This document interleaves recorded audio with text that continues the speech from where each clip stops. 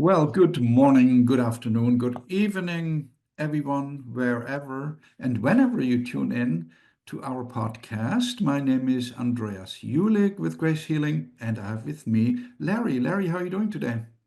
Fantastic. It's been great to connect, and it's been a while since we've had the opportunity to do so, and I'm looking forward to seeing where the conversation goes today. Yeah, we had some conversations, you and I, on some things we listened to on YouTube. And I think the general theme will be around influences, things that influence our lives, entities, what controls us, who do we try to control, etc.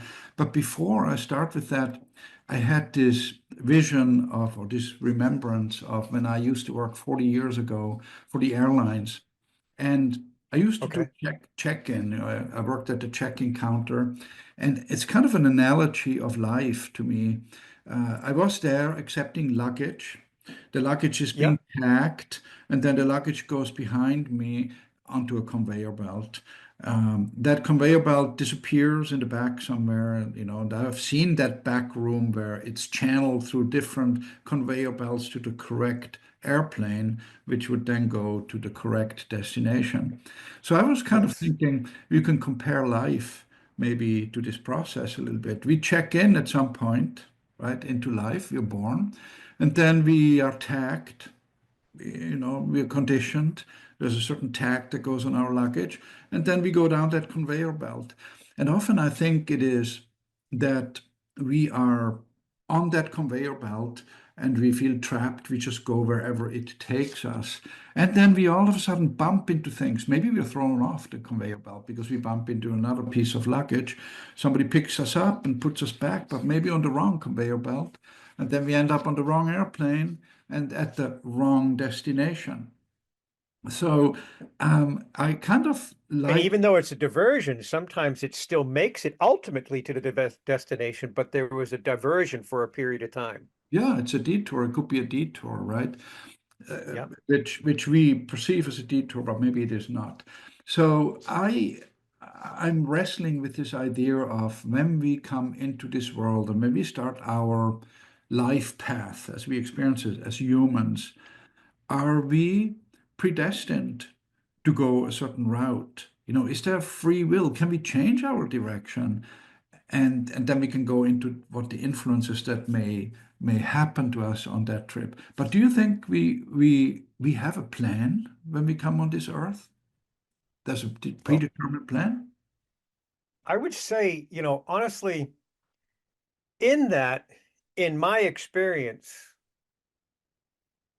my path or my direction in life is predestined, and I knew it before I came here. But that's my path. There's a possibility that others have come upon this multitude of directions where the luggage takes off and goes in different directions. It knows its destination by being tagged by a certain belief, by a certain expectation, by whatever, and it's moving off in these directions.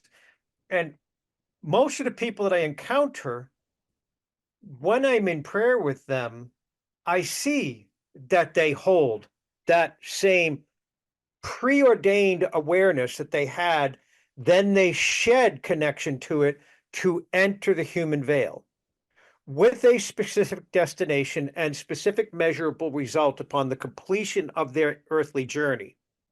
However, they found a different path within that to end up at the same destination.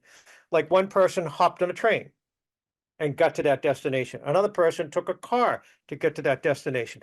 Another person took a walk to get to that destination. So this one person's walking along, says, I'm so tired of this journey. I cannot handle this journey anymore. And they stop the walk and they jump on a train and ride along a belief system that carries them forward somewhat and may divert them off, like the luggage being bumped off the rail. They're being diverted by an influence that is not of their own or not of the nature of their calling. So that's why I believe that the free will process comes in. But I would like to expand that a little bit to really center upon what you and I share often, and whether it's with Deborah or Ina Marie or myself and you or whatever in our dialogue, is to recognize how vast God really is. Because God is not some construct of a man at a bigger scale. God is so limitless in nature and preceding the expression of creation. God is pre-ordered in the fact that God is already the blessed result and God was the pre-existent form. However, God is so limitless in consciousness and understanding, and I think this is where a lot of the spiritual teachers lose sight of this, is God even knows the impact of Andreas as he entered the womb of his mother, as he emerged from the womb of his mother, and Andreas lived, and Andreas was walking along in his life on his path towards a specific destination he already knows in spirit is already resolved. Heading toward that, got tired of walking for a time and chose a flight and flew a certain leg of the journey. Then still had to take another vehicle, which may have been a cab or assistance from another teacher or an Uber that was a freelancer that just kind of had blessed words to speak. Even though he wasn't an educated teacher, he still had a measure of wisdom.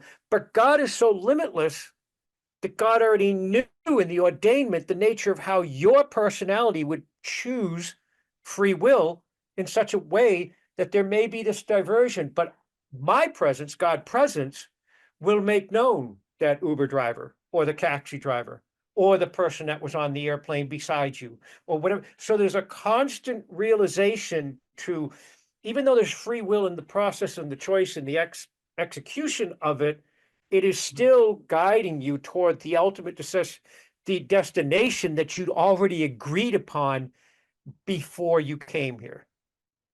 And some people in that predestined view chose not to wake. Mhm. That was part of their human expression, their human experience.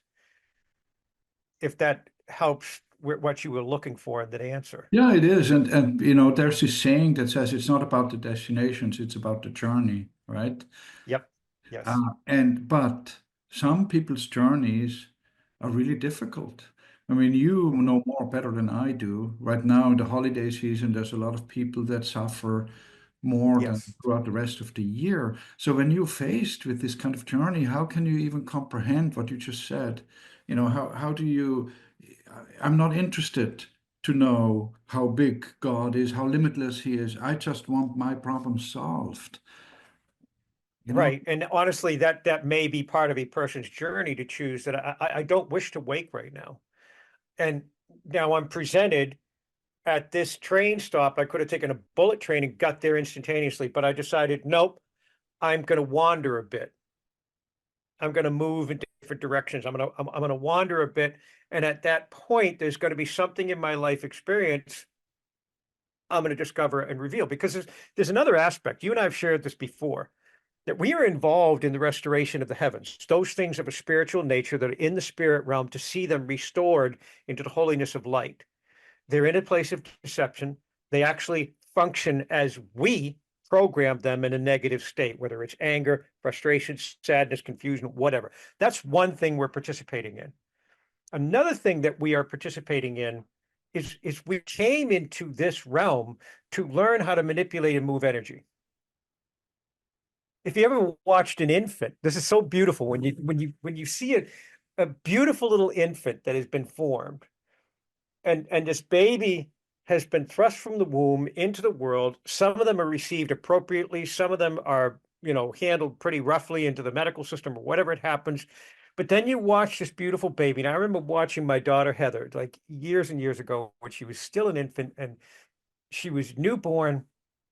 And I was just laying there one day watching her on the bed, and I was just fascinated by this beautiful little creature. And all of a sudden, I watched her realize she could move her cheek. And then as she was moving her cheek, she was learning to manipulate energy, because we are frequency energy. We have come into a physical form to know, okay, now how do I manipulate the energy that I am of in such a way that it produces a manifest result in me. So here's this beautiful little creature laying on the bed there, and she moves her cheek, and I see her moving it, and then she's like looking around, and then she moves the other cheek, and she like her eyes brighten up, and then she starts like getting all wiggly and excited the fact that she figured out how to move her face, and then she sees her hand, and she's looking at her hand, and I'm just like in wonder, going, "Oh my God, look at the discovery of this process within this beautiful being." Hmm. Discovering this expression of energy. So even as you go through the journey there, we are discovering this process of energy and manipulation and how do we flow within it. And then I would add, are we looking toward the source to know how to move through that energy? Or are we upset, hurt, broken, angered, saddened, depressed, grieving in such a way that we are diverted away from the divine and we're now off in a side or an adjunct to our life journey because we've allowed for these lesser things to reduce the vibrational frequency that we're at. So we end up walking through misery, walking through suffering, and attracting more of that to our lives. It's a beautiful description you gave with a baby, how a human being at the beginning of the life journey seems to be so full of wonder and doesn't think yet, right? Yeah, Do you I think, was astounded watching it. do you think, do you think, and you talked about frequencies. You know, Albert Einstein once said, I just read this quote the other day, he said that we are all frequency. You know, light and sound Yep. is frequency, and us human beings, we are slowed down frequency, a lower frequency, because we are a mass, you know, whereas Yes. the light beings or the higher frequencies are not visible to our eyes. Do you think babies, when they're just born, they're of a higher frequency? I do believe that they're still aware of the higher frequency, but then we direct them away from that based upon how we were labeled when we went into the luggage chute, if you want to go back to that ideal, is we start imposing upon them, no, no, no, no, no, no, we're going to Los Angeles. And they're like, woohoo, connected to the divine source. They don't have to be limited to Los Angeles because the baby in its form remembers that nature of self. I mean, we watch that with children as they start to progress, and they're in like that 1 to 3 year old age, and all of a sudden this little 3 year old is giving wisdom that's like well beyond its years, but it has a remembrance in order to speak this. I watched this beautiful little girl speaking to, I just want to be everything to be down low. Like I want everything to be peaceful. This is a little 2.5 or 3 year old child talking. I want you to get along. I want this to be peaceful because from where we come from, we were knowing of peace. This is a little 3 year old saying this.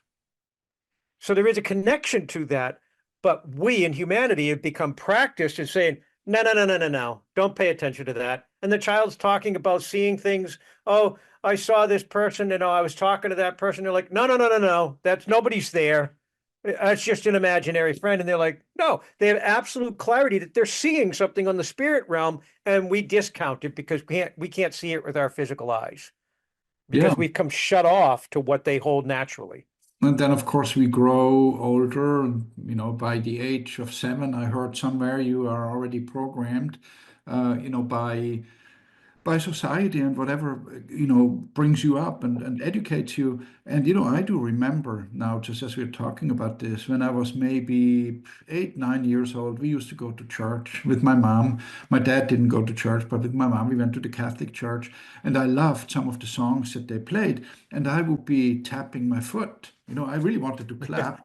But you know, you don't do this in church, you don't. But I thought, Yeah, you know, the foot, tapping the foot would be fine. And then my mom's hand came on my knee and like, stop it. We don't do this in yep, church. But it's that kind exactly. of, it's, I guess it's that kind of restrictions, right? We put on that, on the children. Well, even beyond that, I mean, like what you described when I was brought up in the Catholic Church, there were times where we as a group of kids would just burst out laughing. To my understanding, I felt a new God within me, and there was this joyful overpowering, and we were just laughing. But then we were slapped out of that laughter because it was wrong to be doing that in the church. And it's like, but I, and as a child, you're sitting there with this dichotomy, go, but wait, wait. this is the God I'm going toward. And no, no, no, pay attention. Listen to Father, listen to what he's saying. But he's not my father. And you get slapped again. Yeah. And so, but the child is speaking this. And what did Yeshua say? Look to the hearts of the children, listen to the words of the children. And people didn't get it. Right.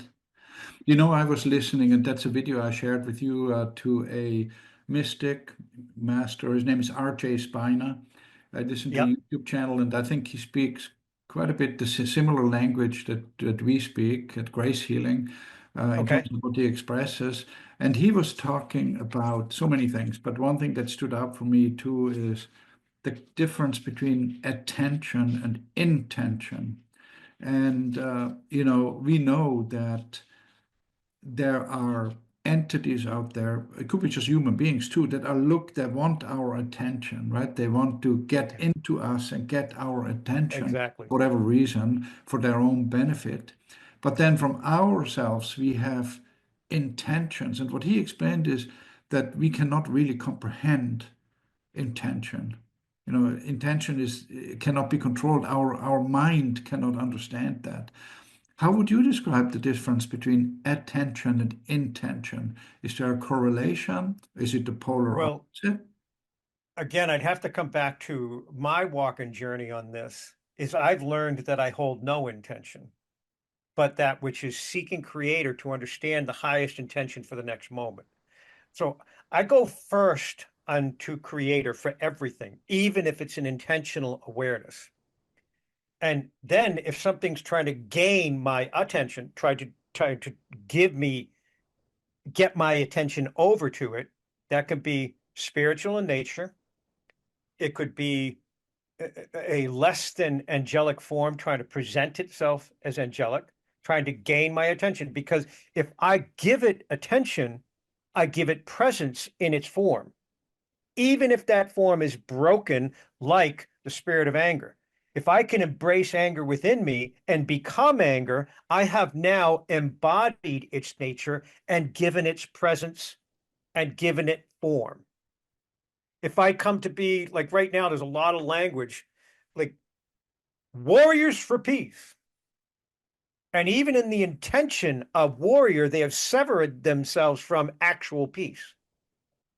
Yet they don't see it because they think that they have to be a warrior for peace instead of a minister of peace that just lives peace. I don't have to take out a machine gun and chase you around with it in order to gain peace on the other end of our tag game. I can embrace peace before that. But humanity has formed this construct that there must be suffrage in order to reach gain. So in me, I've realized that I would rather trust in the divine source that is above my awareness, above my understanding, and already the blessed result. I would seek that first because, like a lot of people say, form intention for what you wish to attract in your life as what they call co-creators. And we've talked about this many times.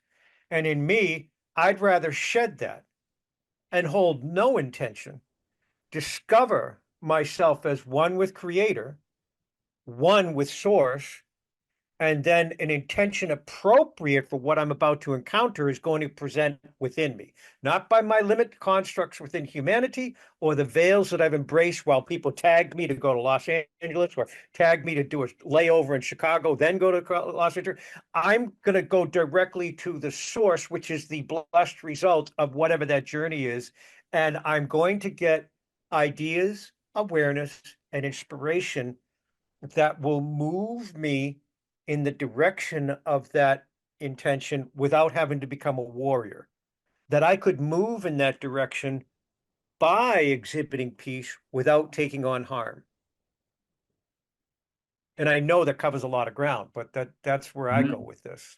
But if you don't set intentions, you don't set goals. How Well, about, I do set to God, I'm given an intention, and then I look at it and say, okay, based upon this intention, which I feel emerged from within me, not from outside, not from some spirit guide, not from some instructor upon the earth. I felt and knew that it was part of the nature of God's design for me in my journey, in the contract I formed before I entered this human form, then I can set a process that is from that divine intention into my form. From within my form, I know there's certain things I'm going to have to do. And again, those will be inspired from within. They won't come from external, but I may receive confirmation from things that are external, like somebody I trust in my life. I trust you with my life. So if I heard you speak something and it was timely, then I was ooh, and I'd pay attention. And I'd say, ooh, there's a confirming awareness because Andreas and I are both under the covering of prayer, and I get the sense of knowing that he is functioning not only in the place that I trust of him as a person, but I sense it coming as God within me. And Andreas doesn't even realize that he just spoke the words that were already present in me. And it's a confirming awareness. And I am assured that, yep, I'm moving in the right direction. But I also ask for that in return, because as I've done with you before, I've done with other intercessors or whatever, is I present myself in transparency. Hey, this is what's upon my heart. And if they don't fully agree, I need to set it aside and see if God reveals some other intention that brings me into order of what I thought was the intended result. But I look for the confirming awareness of God to present in Andreas, not just Andreas's thoughts. How would the world look like if everybody acted exactly like you just described it? We would all be a cohesive directive toward the blessed result that would already be present now. No competition. There wouldn't be a competitive awareness. There would only be a unity, a cohesiveness, a bonding and evidence of the blessed result. It would be the nature of that which we are. And it's like I've said to you before, I would rather align myself with the divine and shed all that I think I know to become like Schultz. I know nothing, I see nothing but the love of God within me, and that compels me. Then I can see if somebody says, oh my God, we need to set up a war room to pray against those people. I would know from within me saying, I understand their intent. I can't participate in that because I am not willing to embrace war to gain peace. I'm willing to show up and express peace because I know they can't take my life. I am more than this physical form. If they were able to succeed to take my physical life, I would still transmute on the spiritual level and I would lack nothing. So I could go into these settings without fear, thinking I need to take up a sword and blah, blah, blah, and all the different things that people think of in a war setting. And then we even go back to Yeshua's instruction. What did Yeshua define as the meek? People think of meek as being the weak guy, the guy that's the mealy mouth Casper milk toast that sits off to the side and doesn't do anything. No, the meek by definition is the one who wears the sword but chooses not to wield it. That's meek. It is the one that has the power, yet he chooses not to wield it. So in my case, God has blessed me to witness some things for tens of thousands of people, see healings, transformation, increased awareness, increased understanding, peace, clarity, all these things. I would rather surrender that back unto God and say, okay, God, how do you wish to express it through me? Not what I would wield as this teacher, guide, or whatever, even to psychics.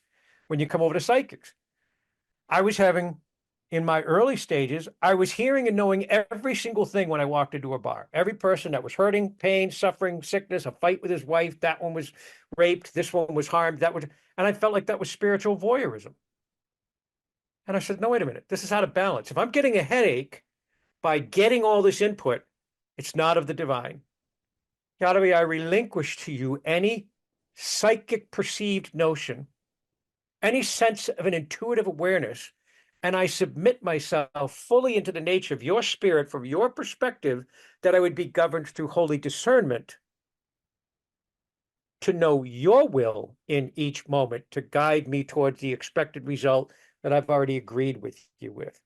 And a lot of people don't want to do that because they kind of generate a lifestyle out of their, what they call their gifts. Like they become very proficient at lifting weights. So they developed a skill as a psychic. But they're tapping into a realm that they don't even understand. And they're being utilized by that realm to perpetuate its form as less than blessed. And that's where I get great concern for people. So you're talking about the skill, right? Like uh, being, what's being able to hear voices or channel Yep, psychic, information is a skill, channeling, but psychic work, or right, whatever. like Yep. it could be a skill. And Now, I should warn you that right here, this right here has got many people over the last 35 years that have done all kinds of attacks on me. So we're delving into a subject matter that I have nothing but love to offer to them, and not my own love, but a willingness to surrender to that which is God love, so that they would experience and know that above what they think are these voices that are governing them, I'm trying to because they go understand. outside to find this knowledge instead Yeah, of going in to express exactly. knowledge. Yeah, reaching out instead of reaching in. But what I'm trying to get kind of a handle on is, do some people intentionally use those skills to manipulate? And is that Oh, yes. evil? Is that evil? I mean, the whole topic of evil, of course, is a topic in itself. Well, it's hard to, I mean, I know, like, you know, Christians and other faiths practices, whether they be Muslim or, there's other faith practices out there, Hindu, they have embraced this concept of evil, meaning that it's evil to do that. And in my view, I've seen it as revelatory. So if somebody's performing in such a way that somebody else could define as evil, like let's say that they are a murderer. People say, oh my God, that's so evil that he could murder somebody like that. So yeah, but if I look through him, I can see the spirit of murder that came through fear of lack and a desire to control. I can see the spiritual nature that was governing the nature of his action because he was blinded to it. He was labeled as a piece of luggage and set on the conveyor belt with no clue to know that he was worth nothing on the planet. He held no value before anybody else. He was guilted into submission. He was abused to the point of great harm, and he exacted those very things back upon another human and took their lives. So is it my place to judge him for the evil that they define? Or am I to look at it and say, okay, I see the nature of these things of a spiritual nature that governed his action. I want to ascend into a peace giver, not as a warrior of peace, but as a minister in peace, and help this person be freed from them. Now, they may spend their lives in prison, but you can still recognize them as a son or daughter of God that has the ability to discover God within them, to discover that they can escape the prison that surrounds them and live wholeness within them while in the construct of the walls of men. And you can move them to that place, but you can't do that if you're in a judgment wanting to pound a gavel on them, hang them by their neck until they're dead, or whatever. You can't attain that awareness as to how would I reach to this person through the veil of darkness that they've embraced by the words of others, by the instruction of others, that they have moved to this place where they heard voices that said, take that person's life, because they did not and were not taught that, yes, those voices are real, but they are of a spiritual realm and they wish to embody themselves in you in order to have presence. Yet, So if I'm going to be, what's that? no, go ahead. So if I'm going to be even down to the simplest thing as the spirit of frustration. Now, the spirit of frustration is not me, but it is a separate form born of the spirit realm, manifesting through me because I'm willing to embrace frustration. And by the law of attraction, in my moment of frustration, I have now embodied spiritual influence that acts through me as frustration. That's why when a person gets angry, you see them change.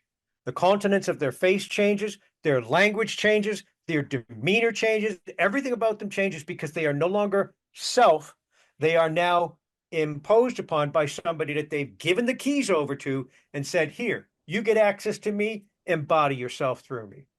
Not consciously, but that's what's happening. So it's this whole world of spirits, spirits of judgment, frustration, murder, that is attaching themselves to us, or we let them to be attached to us, right? Or was present within us generationally. Okay. But still, Okay. how does that work then? I mean, why is it then coming to us through generations? I don't understand that process. Well, now let's back up to your initial question. Did we know before we came here? Is there a preordained or predestined view?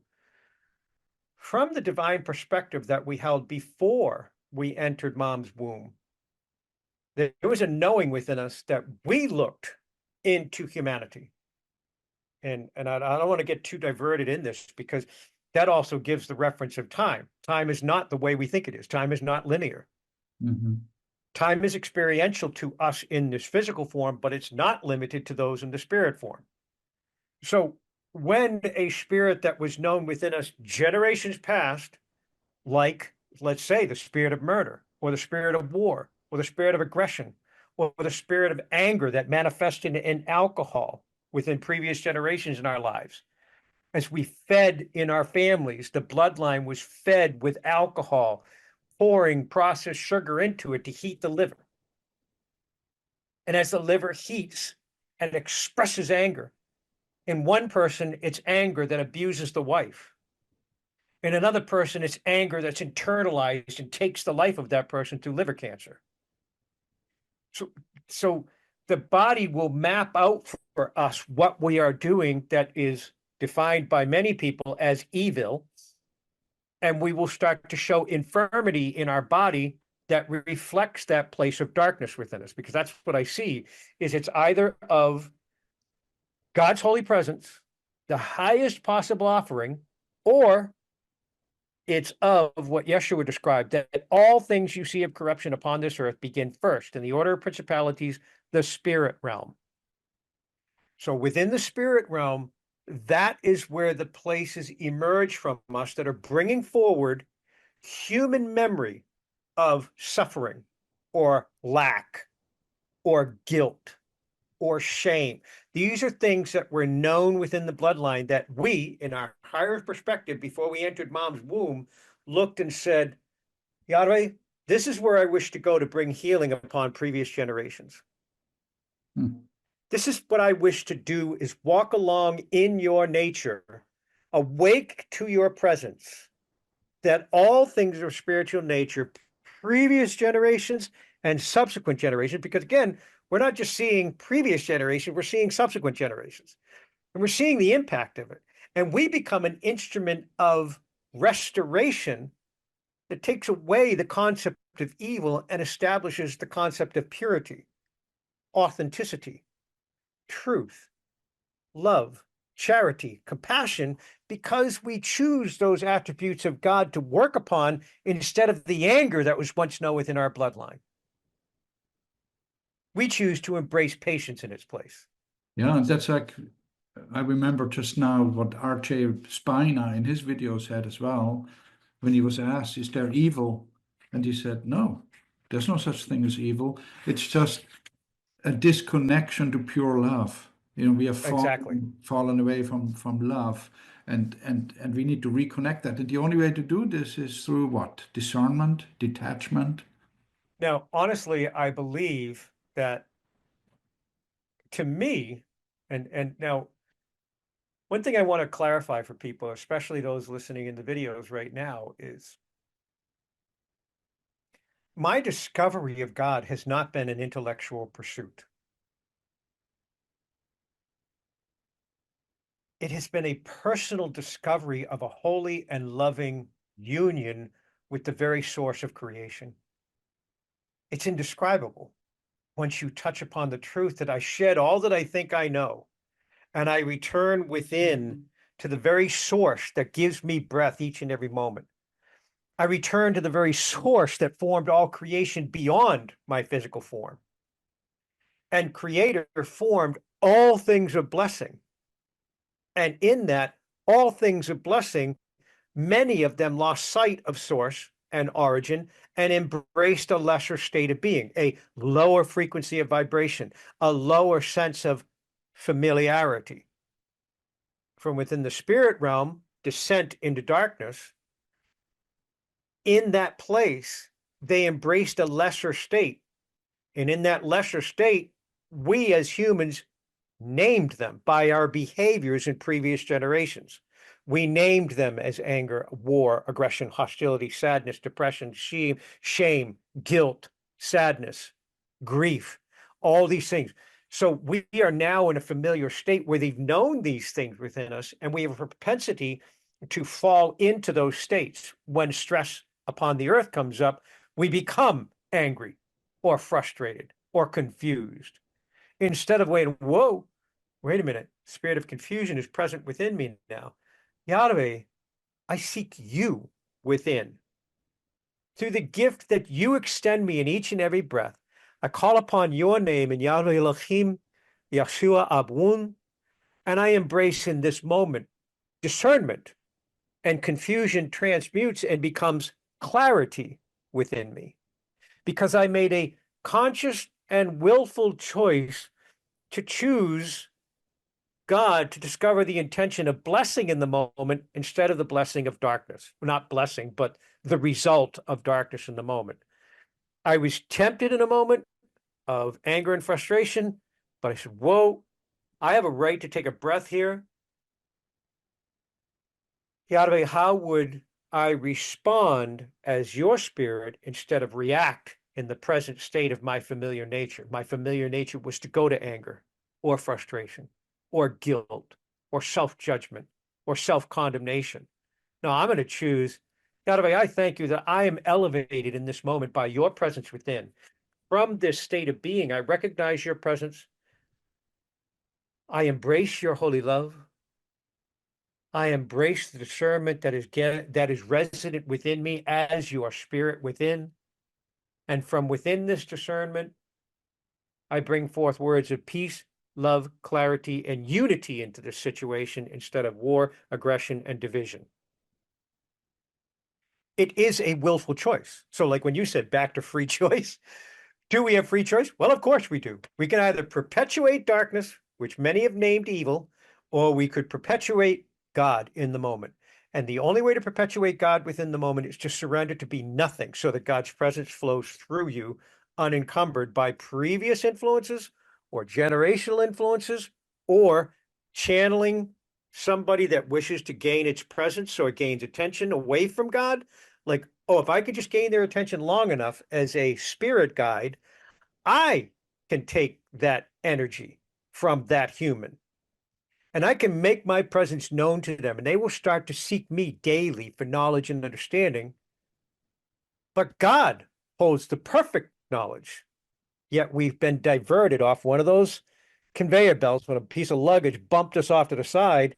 Now we're ending up not at our destinations, not at our layover, and not at our eventual destination. Our luggage ends up off in Oshkosh or Albuquerque or something, but it does not end up at our destination. The converging point of our blessing has now been diverted because we were willing to embrace an alternate path that was this other form that desired embodiment, and it came from without us.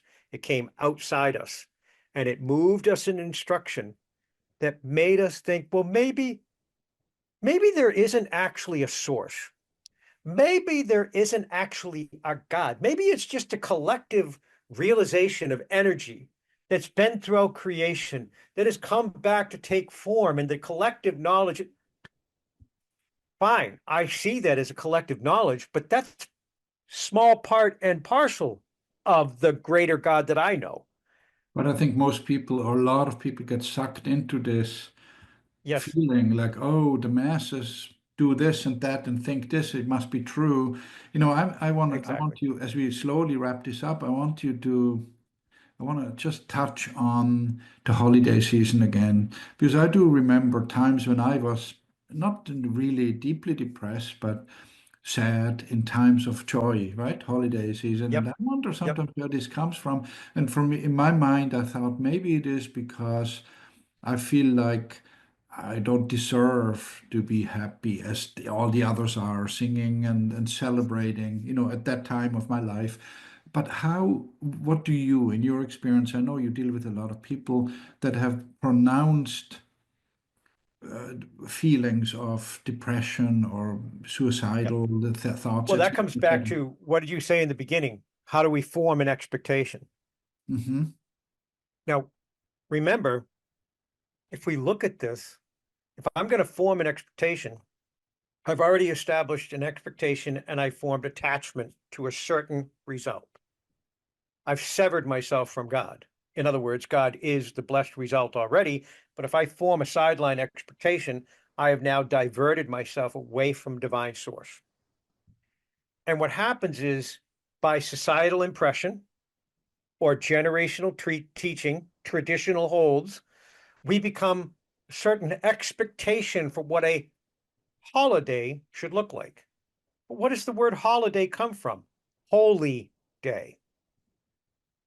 And if people wanted to look into the covenant of love, as I have over here, that was released online on Amazon, if they want to order the covenant of love, the meaning of life revealed, they would discover something called the 10 great words. And in the 10 great words, it speaks to the nature that you will discover as you find yourself upon my path, you will find and know these attributes within you. It's not by an instruction of what you have to do or what expectations are. It's like you will just discover these within you. The very nature of my presence manifested through each and every breath that you hold. The very nature that you will find that you cannot do anything to alter life as I have created it to be or intended it to be. God holds the highest intention. We bring lower intention. So again, I come back to this awareness that I would rather make a personal investment in the union that God establishes as available to me in every single breath. When he said, not the way they altered in the scripture, but the original language, Yahweh Elohim, that is my name. I am that I am. Call upon my name, Yahweh Elohim, anytime you are in need or distress. And I believe there's a gift to speak into the vibrational awareness of God by choosing that vibration that is Yah. And we've shared this before. I've been with so many people that have passed into new life. I don't care whether they were believers, atheists, whatever they were. They've all spoken Yah as they were birthed into new life. We were structured and formed to actually discover within our DNA that our DNA actually holds the living name Yahweh. Like a lot of people say "wuh," but I get in what I hear in me as I seek God and God alone, not spirit guides, not teachers of the earth. These were things that I discovered as I sought God and let go of everything I thought I believed. Then it was confirmed to me, like we shared earlier. I started discovering scholars throughout the world that knew this language that I had in me. I was never taught it. And I discovered that, oh my God. And every time I touch upon the name that is Yahweh, and I have a temptation to move into something that was familiar in my bloodline or generational influences, whether it be anger or temptation through addiction or whatever, it's like, no, no, no, no. I chose God within me, not the imposition of what was coming from without. I chose to center upon God until I found within me not only the recognition of God was, okay, how do I move in this moment to reflect your presence? So it is about that free choice. And I've been thankful that I've been awakened in such a way that for the last 35 years I've been in this place and longer because I fought until 35 years ago, but I still served people prior to that. But it was really at that point where I was just moved to this place that, nope, I really have nothing to offer this but God. Let me sit with God until God moves through me. Then I can offer the highest from it, not what Larry might give. And what I've seen within this, the world of spiritual teachers, gurus, channelers, um, psychics, each one of them has a path. Personally, I don't agree with seeking things on a psychic level, even though I used to be able to do that. And I still could do that, but I do it through God first. Then I'm given knowledge and wisdom that moves people into a state of blessing, no messages of doom. Because many of those light teachers or channeled presences coming through people, they give messages of doom, misery, all the horrible things that are going to happen in the year 2025 and blah, blah, blah, blah, blah. Honestly, I don't believe that's of the divine. Now, if the divine said, prepare yourself that you would be filled in the knowing of my presence and ascend in the nature of that which I have planned for 2025, that I could see as God. Because God would position me not to walk into harm. God would guide me in such a way to receive in blessing. So even if I encountered something that could be described as darkness or harm's way in the next year, God's presence, wisdom, clarity, and understanding will guide me the way to move through it in such a way that it transforms and transmutes it into blessing instead of the perpetuation of suffering it was desiring to form. Yeah. Well, I want to bring it back to my favorite conveyor belt story because in terms of trying to summarize a little bit what we talked about today, the idea of checking in to this life journey, maybe if we reflect back on that point when we checked in, we try to think about this as a positive journey, the positive beginning of a journey, and not trying to find evil or to describe to find out what is evil and how can I change things, but rather go inside ourselves Yeah, instead of. actually, can I touch that for a minute? Because one of the things that I've heard in language from recently, which was unexpected to me because I was seeing so many things of a light ascending in teachers and stuff. It was unexpected to hear them say this. Well, you have to be resident to understand evil. You have to study evil. You have to know every nuance of evil in order to be equipped to come against it. And I'm like, I was trying to be present to understand what this individual was saying at that time, but I was like, no, I would rather invest every fiber of my being to understand that which was blessing and to live as that which is God.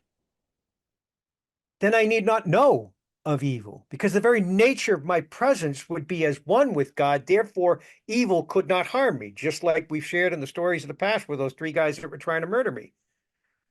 I could have fought them with my martial arts training. I could have become a warrior, but I had this knowing within me that no, God, you got this. And I turned and looked into the eyes of the big guy right in the center, and he stood there and couldn't move. When my eyes met his eyes, he couldn't even move because I chose God over the nature of warrior. Now, if I had chosen warrior, it would have turned out to a nasty battle, and all four of us would have been hurt, and then I probably would have been dead. So again, it's like, what is the nature of true blessing by total surrender instead of just thinking I can fix this by being a warrior? And we will never touch that awareness, the higher awareness, if we're willing to name ourselves as warrior. If we shine a certain light, when we have that knowing of God within Yep, us, and when we turn inside us, we have that peaceful expression, that light that shines out, and exactly. you couldn't be harmed. And I Well, think look that's, at Yeshua. yeah, exactly. When he left the city, the crowd came out to end him, pick him up, and throw him off the cliff. I thank God it was my case. It was only 3 people. With him, it was a few thousand that were coming after him. Yeah. But his measure of strength and the knowing of him as oneness with God, he turned and looked into their midst, and they couldn't even raise their hands from their sides. All they could do was look upon him as he walked through their midst in absolute love, shook the dust from his sandals, and moved off to another village that was ready to receive healing, restoration, and wisdom. So instead of embarking on that conveyor belt, coming Yeah. back to the conveyor belt, instead of embarking on it and thinking I must understand the mechanics and what could go wrong and where I could fall off and I could end up in the wrong destination, instead of having that attention to those facts, turn it around and turn within and kind of look at the trip, the journey on that conveyor belt as Yep. a wonderful journey, that Exactly. that is predestined in a way will end up. Even if it gets bumped off, Yep, because I choose God as I get bumped into this diversionary tract. I don't choose channeled voices. yep. I don't choose psychics. I don't choose these others that are reaching into a spirit realm that they in their human form don't fully understand. Because that's another thing people don't understand is that they reach into the spirit realm. And I've dealt with this when I've prayed over people that do those ghost shows and different stuff like that. And they're a total mess because they're capitalizing on holding the captives prisoner in that realm so that they can make millions off of them in the TV shows. Mm-hmm. And they're capitalizing on them in their state of suffering, the spirits in the spirit realm. So in my heart, I would rather return them unto God. But the crazy thing is, if I was one of them and I decided, oh, I'm going to start channeling this angel that names itself such and such, or this spiritual voice that names itself such and such, I am now giving it the keys to my own understanding and the very keys to the heavens that reside within me by Yeshua's gift. And all of a sudden, this voice from without now holds the wisdom to get into my secret office, and I hand them the keys of all my locked file cabinets. And at will, they start rifling through the files and they can start to speak to Larry like they know things about Larry. But the humans don't understand this. The spirit realm has access to everything that you give them access to. And if you trust those voices, they're going to come with a presentation of knowledge and wisdom that's what you think is above your own, because in your human form, you can't fully touch that knowledge, but it was resident in you. They used it to hold you captive so that they could embody and hold presence. That's where I would say the greatest warning needs to be for people. It's not that I don't hold any judgment. If somebody's going to be a psychic and they're going to earn a living that way, and I would pray that you would do it to integrity. I would pray that you would do it to help people, give them messages of life, light, and growth, and don't burden them with $12,000 ceremonies where they got to buy themselves out of something, or $20,000 ceremony in order to clear their house. That's what it becomes. So in that, if that's what people wish to do, that's their journey, that's their walk, I would provide them different counsel. I would ask them, join with me in prayer and let's breathe. And as they breathe, I ask, well, what is it that stirs in you now? What are you experiencing now? Well, I'm still really missing my son, or I'm lost in my grief with this. But okay, let's together, you and I, relinquish that grief so that we can see what life has become instead of the life that was lost. So let's move to the higher state. And that comes as God through me, not some psychic awareness that wishes to hold that person in grief until I can get a $20,000 ceremony out of them. And I say that because locally here, I've had to deal with a few families that were used by some psychics locally. And they ended up, one of them paying $28,000 for a ceremony, another person $20,000 for a ceremony, and another person $7,000 for a ceremony. This is not just hyperbole. It's real. And that's what I see happening in these, because people start to rely upon what they think holds the answer out there instead of recognizing that, wait a minute, yes, my love, as the guy looks at his bride and says, yes, we have lost our daughter. Let's seek God together to discover God within us, to know the nature of that which God's daughter has become in his presence. Let's not be centered upon the loss, the single moment of loss. Let's be celebratory of the gift of life to this moment, and let's search the presence of the divine within us to know the nature of that which the life has become. We in our human form keep seeing, oh my God, she's not here physically anymore. And we become trapped by that view instead of opening our hearts to touch the presence of the divine and go, okay, God, I know that life is limitless and life emerges from you. Why don't I seek you first? I don't need a psychic to connect me to my loved one. I don't need a channeler to teach me what they're doing. I need to seek God within me to know that God within me holds the answer for the very things that I know will bring healing, both to myself, my bride, my son, my daughter, my friend, whatever. The answer is the divine within, is the way I see it. Beautiful. I can't really add much to this other than, we invite you all to come to our website at gracehealing.org or go to our YouTube channel at gracehealing.video, where we have many discussions like this coming from Yes. different angles, and we kind of have maybe a key that you can use to get rid of some fears and some problems that you have. And Larry and Ina Marie and Deborah are all available to pray with you. Reach out to them via the website or via phone call, and we can support you, and especially in this holiday season too, where you may want somebody to talk to. Yeah. Feel free to do that anytime, right, Larry? Yes. And again, please remember for all of you that are listening, let go of the construct of holiday and move to the understanding that it is a holy day. Whether you find yourself alone or not, whether you find yourself with family that stirs a lot of stuff, because that's why I get a lot of prayer calls on holidays. I don't really get what you call a holiday, because it seems like that's a time where more people reach. They have more questions. They have that sense of isolation. They have that sense of separation or distancing from family because they're not with them or whatever. And I try to tell people to recognize this as a holy day to search God's presence within you, and you will discover what we've shared on previous videos, what's called blessed solitude. Touching the presence of God makes you one with blessed solitude. Solitude in the blessed form is not about being alone. It's about being connected to the divine, which makes you connected to all things of blessing throughout creation, including those that you think you're missing. A loved one that you can't be with because they're off with other relatives or something, whatever.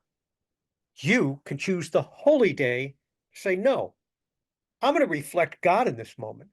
And I am perfectly joined with my son who is with his in-laws. I am perfectly unified with the wholeness of their celebration and love and joy. And I am an instrument now to increase their joy in this moment on this holy day, that I do not see myself alone, but I am blessed in holy solitude, which connects me to all things of creation in blessing. So again, I mean, like Andreas says, we're thankful that you returned to the video, and I hope this kind of helps you get a picture of how you might be able to look at the holidays differently. Instead of what you don't have from previous holidays, what could you discover in this holiday if you choose God first within? Not the lacking sense, but the actual abundant awareness that you are as one with all creation, and there is no distance between you, your son, your daughter, your friends, your relatives, sisters, brothers, whatever it is. You are perfectly connected through the divine. Beautiful. And it's a wrap. Thank you and blessings. Yes. And we'll talk soon again, okay? Yes. Blessings to you all. All right. Take care. Bye, Larry.